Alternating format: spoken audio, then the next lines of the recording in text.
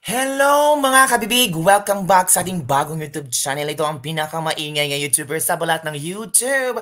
Ako si Kabibig Maglabag-labag na town with evidence. Welcome sa aking pamamahay. Ang yaman mo pala, Kabibig. Oo, mayaman ako. Nwe. Oy, ito na ang ating chika-chika for today's video. Handa ka na ba? Kahit Sabado de Gloria, machika? Oo, mga kabibig, as in, nawindang ako sa mga komento ng maraming tao na gusto nilang ipapatawag sa Senado si Pangulong Duterte. Oo, Senate hearing daw tungkol sa gentleman's agreement para malaman daw kung talagang nagsisinungaling si Duterte o inosente si Duterte. At alam nyo ba, si Trillanes at Dilema. Pa-feeling innocent. Alam niyo na, kailangan magpabango sa national. Kailangan mabango sila sa tao at pagiging relevant. Kahit anong issue na binabato ng mga Duterte, kailangan may masabi sila. It's because pinag-uusapan talaga ang mga Duterte. Aminin natin, let's face the reality, 'di ba? Kung anong reklamo nila sa mga Duterte, talagang pa-epal silang lahat. So araw-araw dapat or weekly dapat may trending news ang mga Duterte. At dapat pag trending news mga Duterte, lahat ng troll ay sasabog. Ay, eto na ha.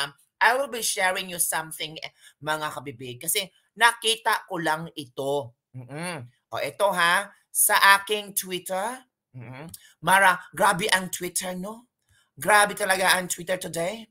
Lahat talaga ay tawag dito, gusto nila na tawag dito, ang dami. Issue per issue talaga ang kanilang Twitter ngayon. Issue per issue. At kailangan talaga na may ma-react sila. Oo, mga kabibig. O eto na, kabibig ha.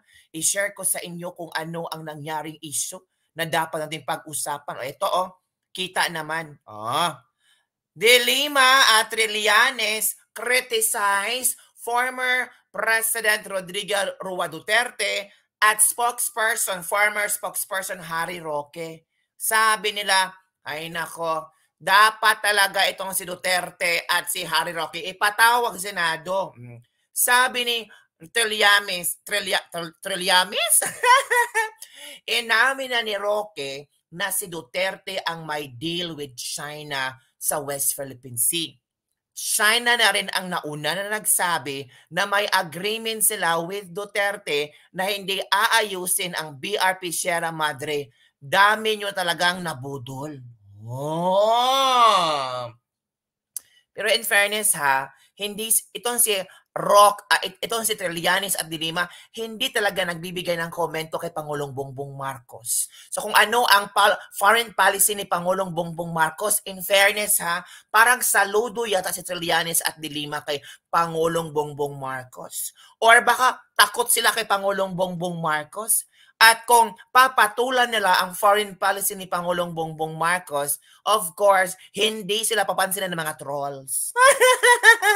So, doon sila papatol sa issue ng Duterte kasi maraming magagalit sa kanila at magiging relevant sila. Negative publicity is still publicity, and the more na pag-uusapan sila. Ito naman si Dilema. Sabi ni Dilema, Roque's revelation that Duterte had a gentleman's agreement with Xi Jinping not to repair BRP Sierra Madre 2 years after leaving Malacanang only shows the duplicity of the past administration because of the fact that the agreement was kept secret from the public. Na-kept secret ba talaga ito? Ako si Dilema talaga, kailangan talaga niyang magsalita, mga kabibig. Ay eto, mga kabibig ha. Eto talaga ang nakita kong video na kailangan nyo ding malaman. Para alam nyo ba, both side of the story, dapat alam din natin. Ito ha, panoorin natin ang video ha. Para hindi tayo agad-agad maniwala sa mga pa-feeling inosente. Pa-feeling innocent. Sino bang pa-feeling inosente, kabibig? Basta, may mga pa-feeling inosente ngayon. O sino ba yan? O eto ha, hanapin ko muna ang video. Ito na mga kabibig ang video na kung saan may inamin si Enrile. Oo, para naman sure tayo. Oy, o ito ha, palakihin ko na may inamin si Enrile tungkol sa kung sino ang may agreement, kung sino ang magnanakaw, kung sino ang nagbenta, kung sino talaga ang totoong traidor. Ay nako, mga agawan sa teritoryo. Ito pala. Kailan kaya ito? Okay, manood tayo ha. Senate President Juan Ponce Enrile ang isa sa kasama ni Pangulong Duterte kagabi sa kanyang Talk to the Nation. Binalikan ni Enrile ang dati na niyang inungkat sa Senado. Ang nalaman ni Enrile na nakikipagnegosasyon si Trillanes sa China. Tinanong daw niya noon si Trillanes. Anong karapatan mo na nagpunta sa China? Yung ba, kusang loob mo lamang ang nagpunta ron? Sabi niya, hindi. Nagpunta ako doon, may authority ako. Sinong nag-utos sa'yo na pumunta ron? Pagkatapos sumagot si Presidente Aquino, sabi niya, ako ang nag-utos sa kanya. He traveled to China 16 times. And during his last visit, the 16th visit, shortly there, but 2 days after, we lost the Scarborough Shoal. Maybe he should explain to the nation how he got that kind of an influence to be able to reach out to the higher-ups in China. Not just anybody can talk to any member of the Politburo of China. Pero pagsapit ng Hunyo, pumasok sa negosasyon ng Amerika na namagitan daw sa Pilipinas at China para sa sabayang pag-alis sa Scarborough. June 15, umalis ang mga barko ng Pilipinas sa lugar, pero ang mga barko ng China, hindi. Tayo ang na-11, pero yung na mag-itan between the Philippines and China, hindi naman yun naman lang sinabihan yung China na, ito pa rin mo naman yung kasunduan sapagkat yung Pilipinas sumunod eh. Bakit hindi ka sumusunod? Wala walang nangyaring gano'n eh. Oh. So sino ang traidor? Ay, kayo talaga. Pinagugulo-gulo nyo talaga ang sambayan ng Pilipino. Pa-comment-comment pa kayo. Pero meron pala kayong tinatagong lihim. Anong klaseng lihim? Na kayo lang talaga ang nakakaalam. Bakit 16 times pumunta sa China? After 2 days na wala ang asyong-ansyon, ayong-ayong-yensyon. Ano ba talaga ang nangyari? And really, nag-explain ka ba sa sambay ng Pilipino? Or nagpaka, ka lang, Poncio Pilato? O diba kabibig? Hindi galing sa bibig natin ha, galing sa bibig ni Enrile. So ano masasabi nyo dito? Sinong ba ang may totoong agreement? Naku, kalerki kabibig. Ang daming mga issue. Ang daming mga ganito, mga ganyan, ganito, mga ganyan. O sino nga ba ang may totoong agreement kabibig? Diba? Tapos, dinidiin nila si Pangulong Duterte na merong agreement, gentleman's agreement, gentleman's agreement. Noon pala, hindi pa nakaupo si Pangulong Duterte na presidente, sila pala ang may gentleman's agreement. Gentleman's agreement nga ba? Or talagang agreement to the max? Agreement to the max na kung saan nawala nga ang ayungin show. Diba mga kabibig? So, nagmukha tayong tanga sa panahon ni Ninoy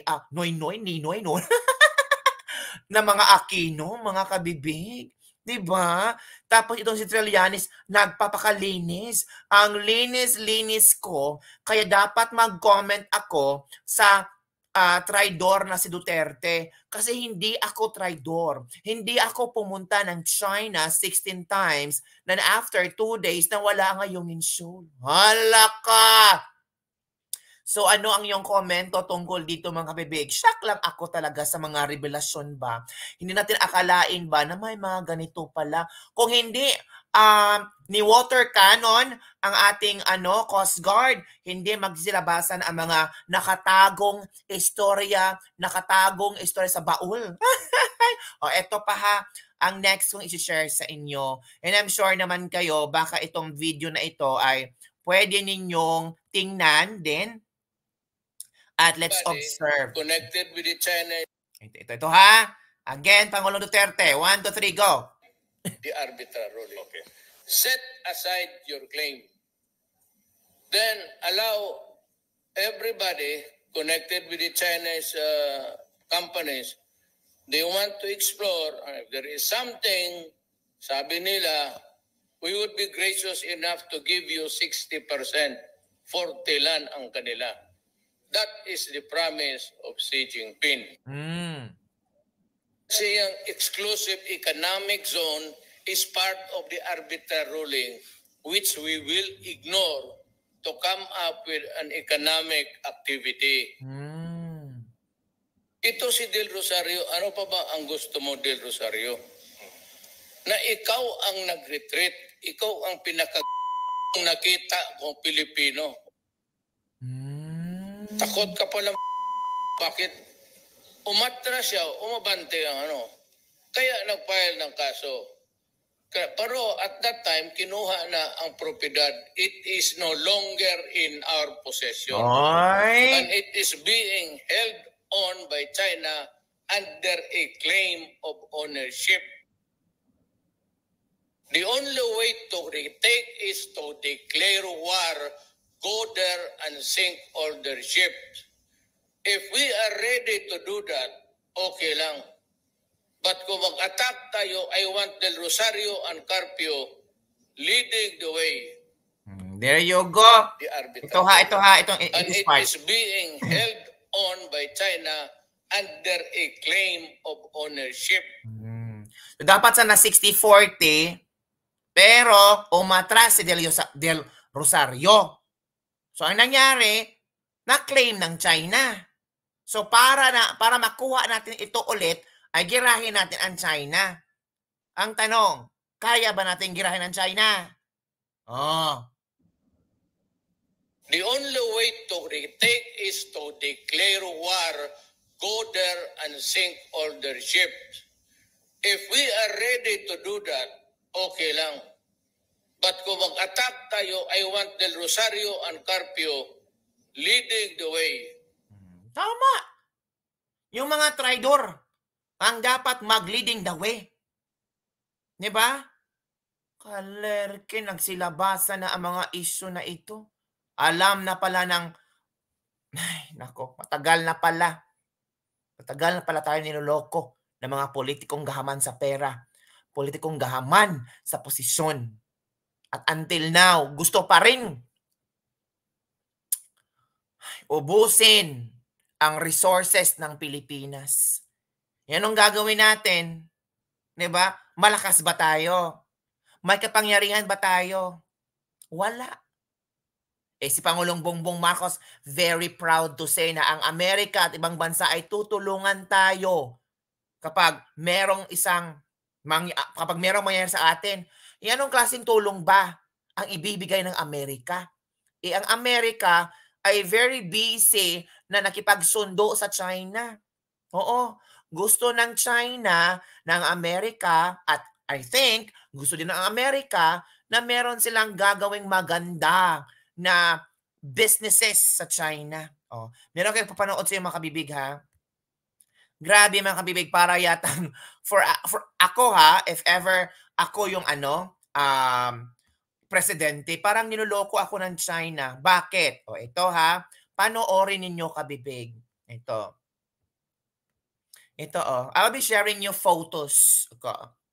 President Xi entered the venue with American representative after taking a group photo. Bakit? Bakit may mga American representatives sa China? Ano ang ginagawa ng American representative sa China? Akala ko kaaway ng Amerika ang China. Diba? Ito pa. Di ba nagpa-group photo sila? Ano bang meron dyan? Ang nangyari is, ito yung people to people communication between American businesses, American representative na gusto daw nilang i-transfer na ang mga businesses sa Amerika doon sa China. Halaka! Ito pala ang nangyari, kabibig. Oo. Ito, Okay. American businessmen are opened and expanding their business in China, meeting President Xi Jinping. So, sino ang nauto? Si BBM. So, kung ganito man kung ganito man ang estilo ng Amerika, ano na lang? So, ginawa tayong loko-loko, tanga-tanga. Si Pangulong Bongbong Marcos ginawang tanga-tanga. Ay nako, paano na to? So kung magkagulo, wala.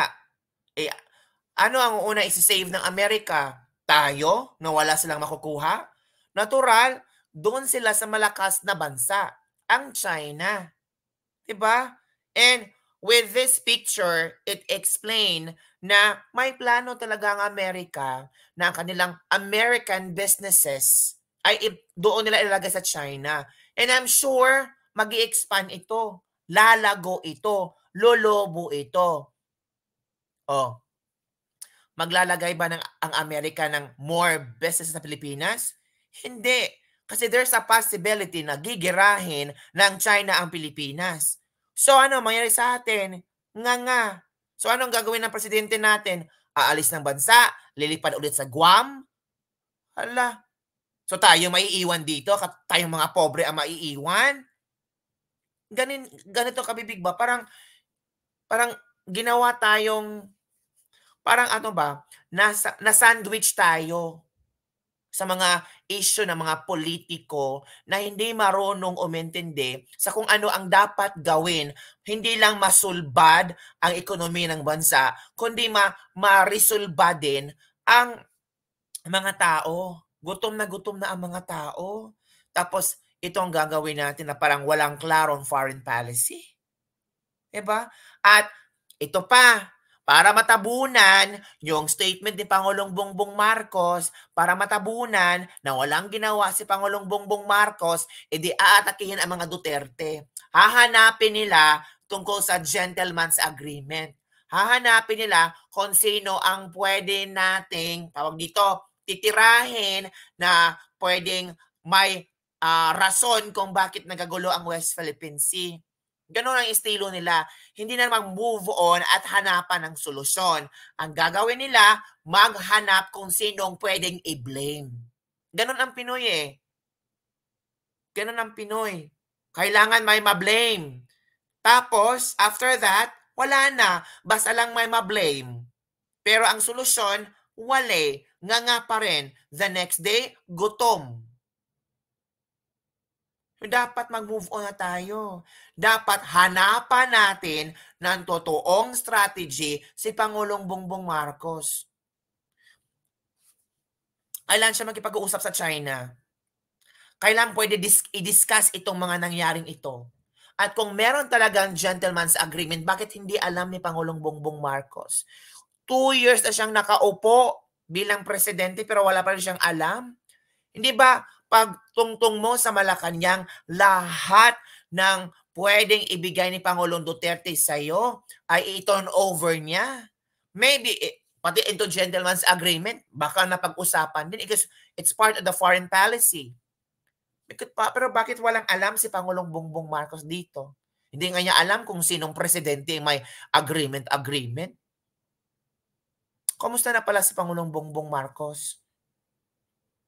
Ewan ko kabibig kung kumusta si Pangulong Bongbong Marcos. Last namin alaman is nagkasakit sila ng kanyang first lady after pumunta sa ibang bansa. Wala ba siyang ibang foreign trip ngayon? I think kabibig, wala pa naman. Wow, di ba? So, ano sa palagay niyo mga kabibig? Di ba? I don't know kung Ano ba ang pwede nating gawin bilang Pilipino? Maghintay na laban tayo na magkaroon ng gera or maghintay lang tayo kung ano ang pwedeng i-offer ng gobyerno natin para at least masolusyonan konti ang nangyari sa West Philippine Sea, ang tawag dito, ang tensyon sa West Philippine Sea. Sa lahat ng mga politiko na umiepal dyan, palagi may mga official statement, hanapan nyo ng solusyon. No. Hindi yung puro SMNI, Pastor Kibuloy, kung hindi si Pastor Kibuloy, ang mga Duterte, wala na bang ibang pwedeng pag-usapan? Yun lang talaga. Nagkapatong-patong na ang problema ng Pilipinas para yatang bumalik tayo sa panahon ng mga Aquino, no? Na sobrang dilim ng Pilipinas na hindi natin alam kung anong uunahing problemang solusyonan. Buti pa sa panahon ng Duterte, alam natin na, oy, tapos na pala itong mga problemang ito. Let's move on to the next one. Ganun ka, Bipig. So, yun lang ang ating latest libak-libak for today. Don't forget to like, subscribe, and share this video. Bye, everyone. See you next time.